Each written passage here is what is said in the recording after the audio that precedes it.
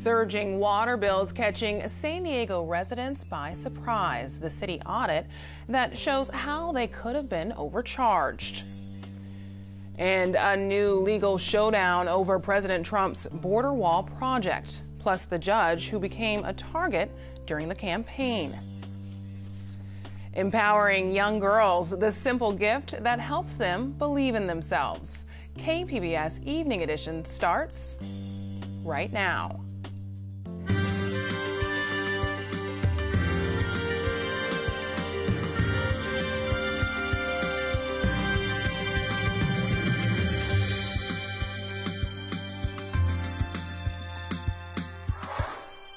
Good evening and thanks for joining us. I'm Ebony Monet.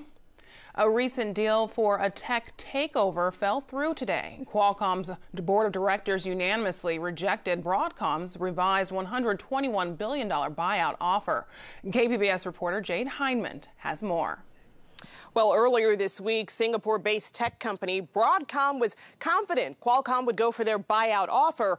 Well, this afternoon, the San Diego-based chip company said it's a no-go. The deal would have been the largest ever in the electronics industry. The Qualcomm board chairman called the $82 per share offer inadequate and said it came with regulatory uncertainty. In short, Qualcomm purchased NXP Semiconductors and believes the path will soon be clear for them to move forward with 5G technology. That's the next generation of cell phone technology. The Qualcomm board wants the Broadcom to consider what's ahead and pay a higher price per share for that company. Meanwhile, Qualcomm says they're still open to meeting with Broadcom leaders to explore more options. It could also mean a lot of jobs moving to San Jose, since that's where Broadcom is looking to move their headquarters. Jade Hindman, KPBS News. Thanks, Jade. San Diego's Public Utilities Department is confirming hundreds of customers were overcharged for water service. Complaints have been pouring in from people who received bills with substantial price hikes without explanation. Today, the Utilities Department announced more than 300 cases of overbilling in the areas of Carmel Valley, Mira Mesa, Rancho Bernardo, and Rancho Penasquitos. Complaints have come in from other parts of the city as well. Those who have paid excessive bills will receive a refund. The city is investigating what caused the overbilling. Our media partner, iNewsSource, has uncovered that two former top administrators at the troubled San Ysidro school district cashed out almost $178,000 worth of vacation and leave days. Those payments and others are part of an ongoing state audit of the district. Here's iNewsSource reporter Leonardo Castaneda with more. Details about the payouts for vacation and leave days are the latest chapter in the turmoil that has dogged the San Ysidro School District since Superintendent Julio Fonseca and his top deputy resigned last year amid allegations of financial misdeeds. Payroll records obtained by iNewsSource show Fonseca cashed out almost $91,400 of vacation and leave days. That includes 72 vacation days and more than what he could have earned in roughly 2 years he worked at the district. His deputy, Jose Arturo Sanchez Macias, cashed out about $86,300 in vacation and leave days. He also worked at San Ysidro for roughly 2 years, including briefly as the interim superintendent.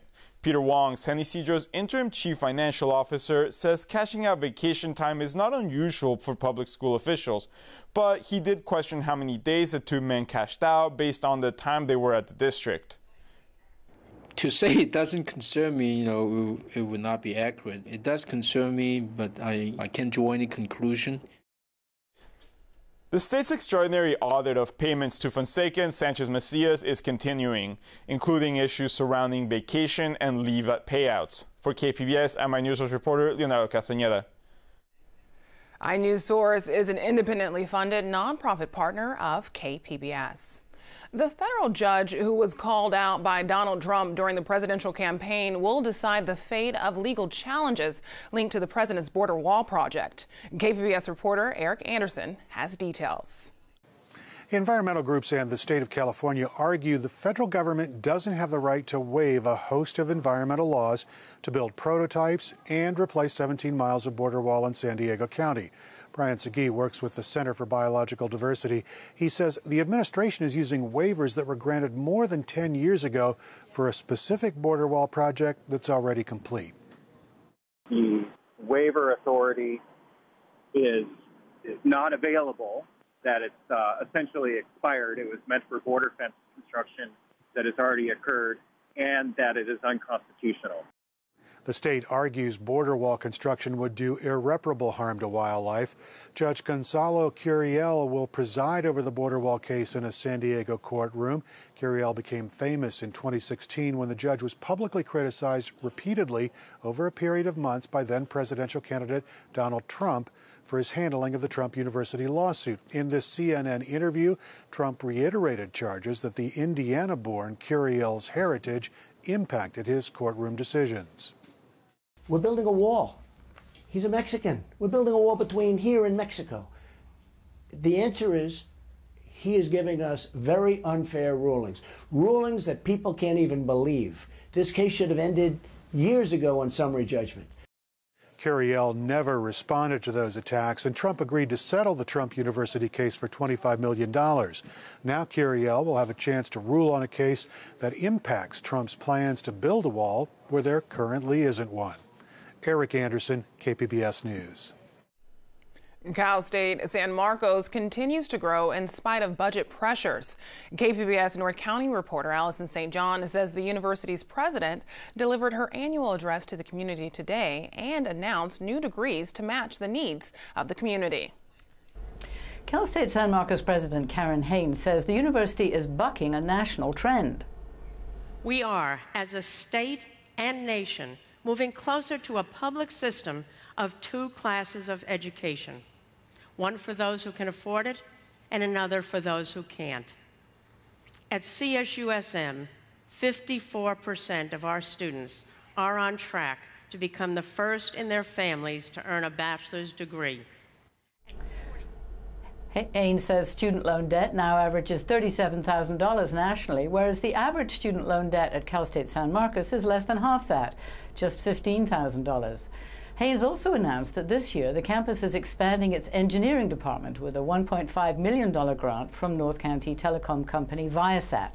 That'll help fund new lab space and launch a new Bachelor of Science in Software Engineering this fall, with a degree in electrical engineering expected to begin in the fall of 2019. About 80% of CSU San Marcos graduates remain in the region after they graduate, and local companies are pushing for more software engineering skills, which offer well-paid jobs. From the North County Bureau, Allison St. John, KPBS News. Several bicycle infrastructure projects in San Diego are facing delays under a proposed budget for SANDAG, the county's main transportation agency. KPBS Metro reporter Andrew Bowen has more. Well, last month, KPBS reported that SANDAG had spent $61 million on high-priority bike projects, but less than 4 miles of those have actually been finished. A small number of projects have opened, but most have been beset with delays. Many projects due to start construction this year have now been pushed back to 2019 or 2020. Here's SANDAG Principal Planner Linda Culp.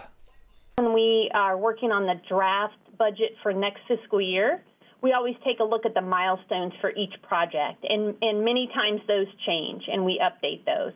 All of these projects, all 26 in our program, have their own reasons why the schedule is what the schedule is. Bike advocates have long been frustrated by the slow pace of projects coming online. Randy Van Vleck is Active Transportation Manager for the City Heights Community Development Corporation.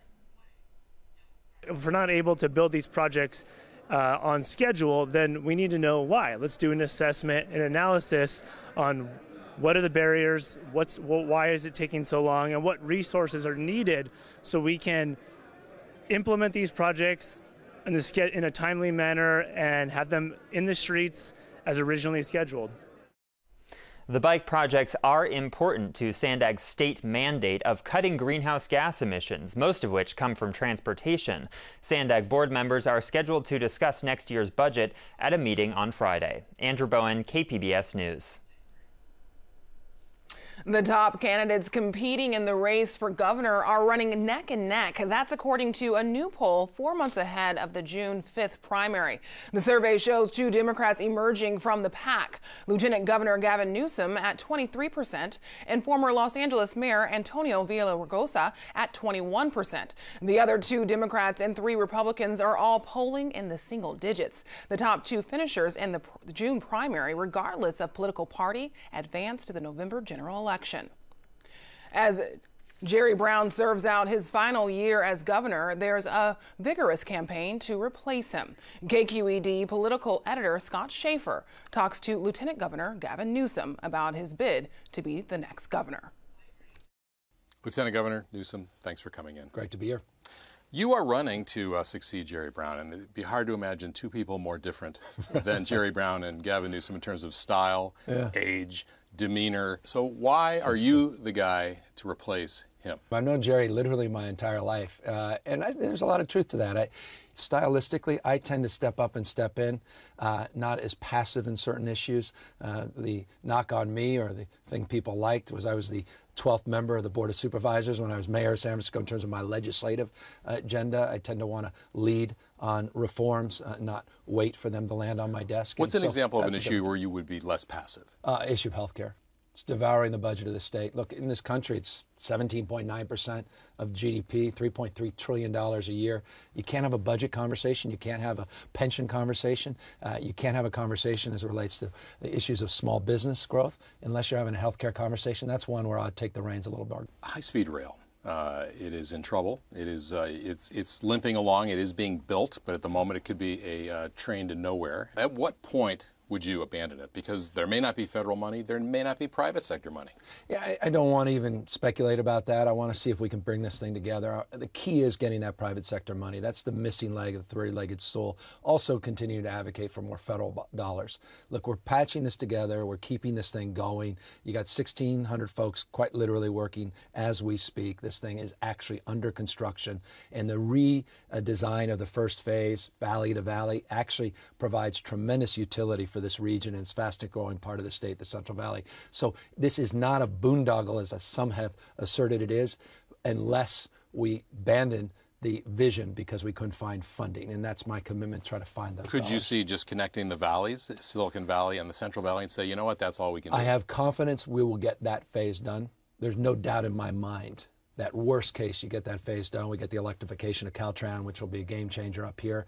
So the northern part of the state is best positioned to be well served by the status quo, but I really feel a sense of responsibility to Southern California that really has been left wanting in this respect, because that issue of getting those tunnels through and above the Tehachapi Mountains and the San Gabriel Mountains remains a profoundly open question and an open wound, candidly, for a lot of the elected officials down there that rightfully have been critical. Governor Brown has not been shy about saying no to Democrats when it comes to spending. Are you willing to say no? Yeah, it's going to be hard, but anyone who's followed my time as mayor of San Francisco knows that was a word I used often.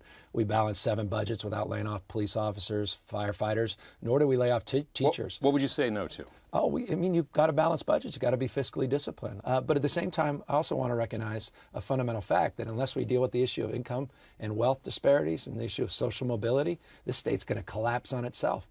8 million people living below the poverty line, 24% of our kids below the poverty line, 46% at or near the poverty line. Those are stubborn facts that the next governor has to address. Sexual harassment has been a big issue rocking Sacramento and the country. And I'm curious, when this began to happen with Harvey Weinstein and then it all unfolded, what went through your mind? What questions did you ask? It was very personal. My wife was the second person to come out impacted directly by Harvey. So candidly, it was very personal in that respect because she had the courage to come forward and also to talk to me about what happened in ways that she hadn't in the past, which was pretty jaw-dropping. As it relates to Sacramento, the courage was also demonstrable, all those women that came forward. And they deserve affirmation, they deserve justice, and they most importantly deserve reforms. Would you support penalties against legislators who are found guilty of harassment or sexual assault? And should the public be paying money for these settlements? Yeah, I think the settlements we got to bring to light. I mean, I think it's unfortunate we've been signing all these settlement checks without asking any questions for years and years and years. What questions would you ask? Well, the fact is, we are just signing off on settlements that have one purpose, and that's not to allow the light of day and the women to come forward. At the end of the day, taxpayer dollars certainly shouldn't be used for the malfeasance and the absolute sort of offense that is occurring by legislative leaders or members of staff. There has to be personal accountability in that respect, and I certainly would support that. One of the problems with cannabis operations is all the cash, because there's no banks to use that can accept the money. What would you do about that? Well, for the last year and a half, we've been promoting this idea of a state bank. That's not going to be easy. You talk about needing federal waivers and all kinds of special interests. They're going to do everything to make sure that doesn't happen. There are a lot of credit unions that are quietly actually accepting the cannabis cash and are hopeful that the federal government stays pat and doesn't necessarily interfere with that. But this is not an issue unique to California by any stretch of the imagination. It's not just a blue state issue. You've got red states and blue states with medical marijuana that have the same open-ended questions. And so I think eventually, and I hope in the near term, this will be addressed appropriately at the federal level. We'll remove the status of this being a Schedule I drug, which is preposterous and absurd. If you win, you're going to take office in 2019, 2020, right around the corner. Can you say definitively you will not run for president? That is not my aspiration. California will be well served by having a governor who's working full time on the state's business. And by the way, quite substantively, the one regret I hear more often privately, not just publicly, of Governor Brown, is that he came back to make up for the fact that he had his eye off the ball and was doing a lot of things in those first early terms where, frankly, he had a presidential lens, not the lens on California. And what a contrast, what he's accomplished in the last 7 years versus, I think, being focused elsewhere in those previous 7 years is, I think, a tell that we need a governor who's working full-time on the state. Did I hear you say you don't want to be president ever? No, who wants that? With all due respect, ex-president sounds like a great job. No, well, there's only one way to get there. You know that. No. I'm looking in the... here's a tape. You'll have this tape. No. Lieutenant Governor, thank you very much. Thanks. Sunny skies over San Diego for now, but spotty showers may return next week. Brittany Boyer has more in tonight's forecast. Hopefully you enjoyed this nice warm day. We have another warm one in store for you Friday, then we're turning cooler, and next week we do have the potential of some showers in the forecast. But at this point, the storm track continues to stay to our north, and while temperatures have been pretty toasty lately, tonight we keep it mild. Clear skies overhead with a low of 54 degrees. Outside of San Diego, we're looking at a low of 42 in Oceanside, 40 in Ramona. Out toward Mount Laguna, clear skies tonight with a low of 39 degrees. And while the trend continues into your Friday here, unseasonably warm and also dry as well. Now, it's going to be a few degrees cooler compared to today, but we should be right around 65 degrees for this time of the year. You'll notice for tomorrow here in San Diego, a high of 70 degrees, so still slightly above the average. Lots of sunshine here. Borrego Springs, 87 degrees, 79 in Ramona and Alpine. Temperatures tomorrow also in the upper 70s. But earlier on, I mentioned that we do have a pattern change that's on the way. It starts to get into the region Saturday, and this will continue into next week. So the jet stream will be dipping farther to our south. That'll bring in a cooler pocket of air, and then the onshore flow will resume here. So Saturday night, we could be looking at some areas of low clouds and fog, and we're definitely going to be looking at some cooler temperatures as we head into next week. So we'll break it down for you here for the coastal locations. We're looking at clouds and sunshine. Again, on Saturday, we'll start off with some low clouds and also some fog, and look at early next week, Monday into Tuesday. That's when we are going to be tracking some showers moving into the area. Inland we go, low 80s for your Friday, cooling off this weekend, but plenty of sunshine. We'll just start the days off with a little bit of fog coverage early in the morning.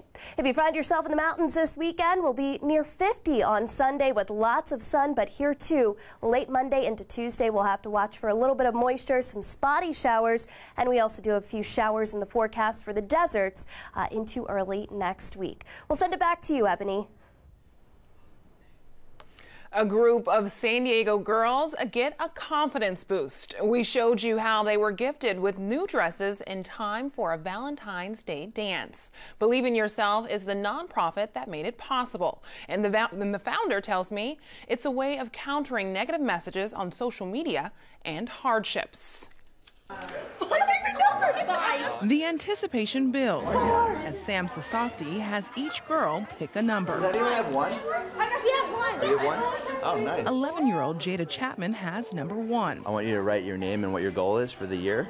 And then if you achieve this goal this year, we're going to give you another, we're going to mail you 2 more dresses. She's the first girl here at the Boys and Girls Club of Greater San Diego and Canto Branch to have a chance to select the party dress of her dreams. She's deliberate. I will pick this one. Yeah, just take it and then you can go try it on. Chapman and her friends have been looking forward to this day. I feel really happy today, and today is like a really good day. Thanks to the nonprofit Believe in Yourself, each middle school age girl will have a new dress to wear at next week's Valentine's Day dance. I'm really happy for everybody because I think that they really deserve it because, you know, they're really kind and nice, and I feel like they're like a sister to me. Sasakti is the man behind the opportunity. You know, I've been running a for-profit business for 10 years, and the best year of my life was last year when I launched this, just because it just gives me so much fulfillment to know that I'm impacting someone. After witnessing cases of online bullying, he's traveled the country to help empower young girls to keep insecurities and finances from diminishing their confidence. A lot of the families struggle day to day. They're living paycheck to paycheck, and unfortunately a lot of the young people are suffering because of that. Jessica Barajas has gone from club member to branch manager. I tell the girls all the time, growing up in Encanto myself, I was able to overcome a lot of the obstacles that came our way. But I'm back. I'm here to show them that they can do it too. And that's the other part of Believe in Yourself, achievement. How many of you guys have a goal, like a life goal? Yeah? Several girls, including Chapman, share they'd like to be doctors, with at least one promising to take over Miss Barajas' job. Hey, she's coming for your job. Sasaki says it's meant to be a life lesson, a special day, and a reminder to believe in themselves. Thank you! Believe in Yourself just got its 501c status. Up until now, Sasakti says he's purchased the dresses himself. So if you'd like to get involved by donating dresses or serving as a mentor, you can go to believeинyourself.org. Now, here's a look at some of the stories we're working on in the KPBS newsroom. On Morning Edition, it could be life imitating art. We take a closer look at Homeland, the show and the reality. And on Midday Edition, who needs the Real Housewives of any city? This is a San Diego play that casts domestic homemakers as goddesses. That's tomorrow on KPBS Radio. And you can find tonight's stories online at kpbs.org/evening edition. Thanks for joining us. Have a great evening.